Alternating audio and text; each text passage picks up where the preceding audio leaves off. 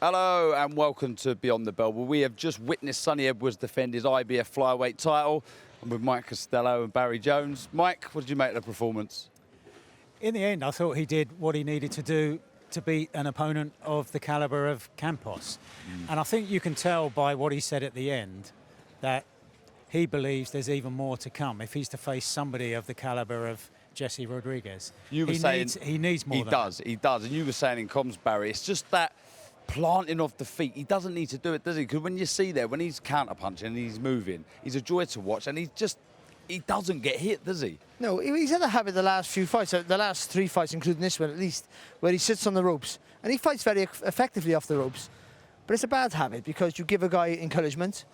Also, where the judges are sat from a different side of the ring, that looks like the guy's having more success than he maybe is.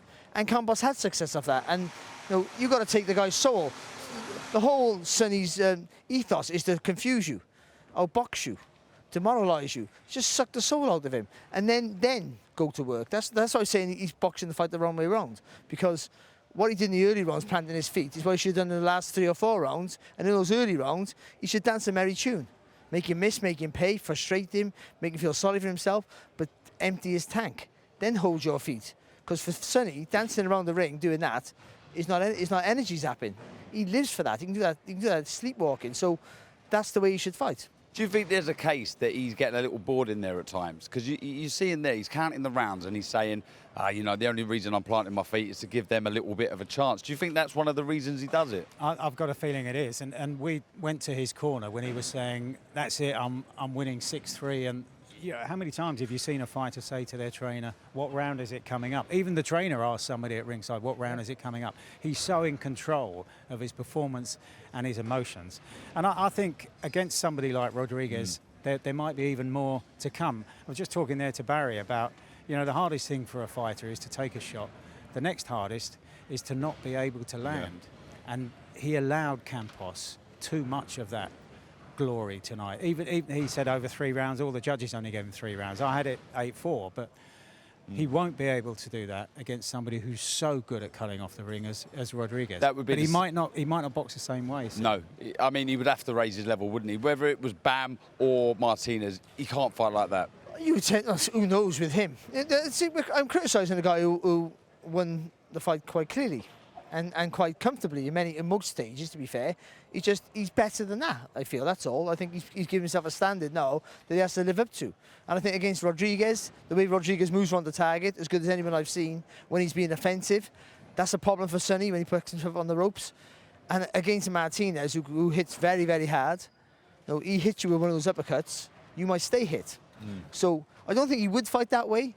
But you know yourself, Darren, better than anyone, bad habits are hard to get rid of than good habits in the ring. We say this about prospects. When you're up against journeymen, don't get those bad habits. Don't do silly things because you can. Do all the things you learn in the gym.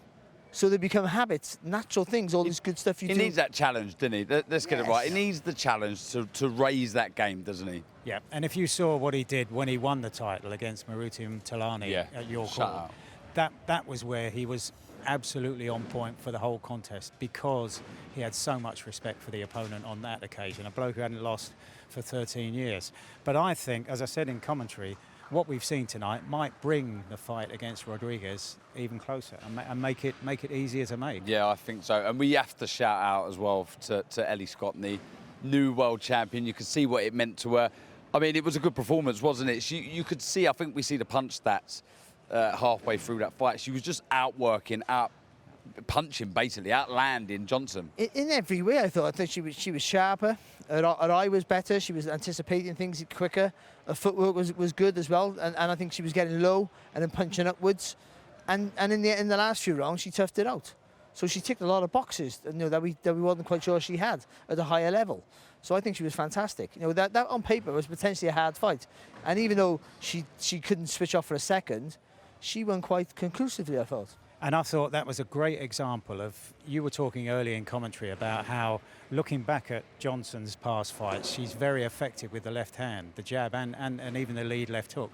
But that was taken away from her very early on because she got caught with a couple of solid right hands and was very apprehensive about throwing that shot. And that the example of taking away someone's jab, if that's a key shot for them, that's what we saw in Scotland. And by the way, it's from the Lynn, my old club. In South London, so I knew you were going to drop that in. Haven't had too many world champions, so a great night for the club.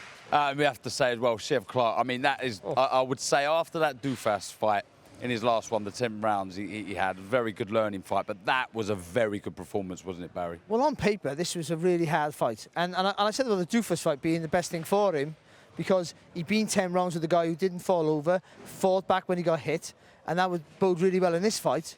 But he didn't need it. I think his athleticism, his range, his movement, I just thought he was on fire. And also the nastiness. He was smiling.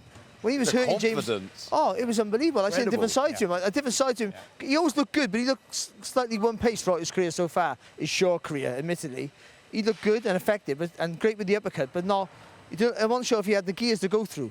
Well, tonight, the acceleration in his work was fantastic, and I think he's gone further than I thought he was originally going to go. What about Eddie mentioning Chris Billum-Smith? Too soon? Do you know, I'm not so sure about that. Really? Really, yeah. I mean, Chris Billum-Smith is strong across 12 rounds. I think that might be one of the issues, the pace at which Chris could fight. But, I mean, whether it's Chris or whoever next, that division is just so full of potential in this country. They don't even have to look at the other champions, just what's going on in this country in that single division. Incredible. Well, anyway, big fights to be made for sure in the country. Sonny Edwards defends his IBF World Flyweight title. Good night here at Wembley Arena.